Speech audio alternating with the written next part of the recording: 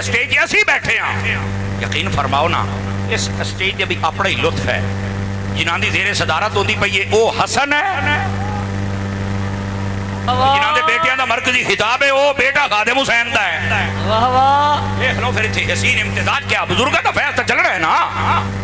लेकिन असी अपने किसी भी बुजुर्ग की मेहनत से कभी पानी नहीं फेरिया, और जो फेरिया बंदे का पुत्र नहीं कहते। साडे कोल बेशक कोहदा नहीं है, पर बेगैरती नहीं करनी। जेड़े स्टेज से गल करनी है गल असी हक ही करके।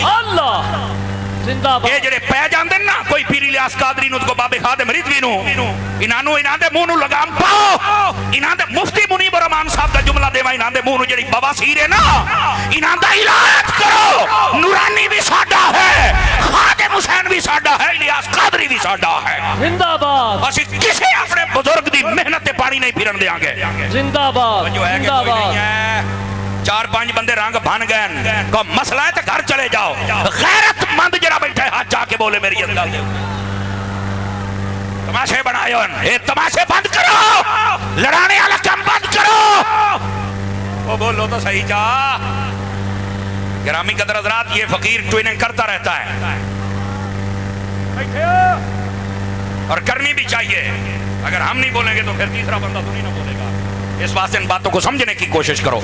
गिरामी कदर हज़रात, ये नहीं बदल सकता, लेकिन लोग बहरहाल ये नापाक और नाकाम कोशिश जरूर करेंगे। ये मैंने आपको बता दिया।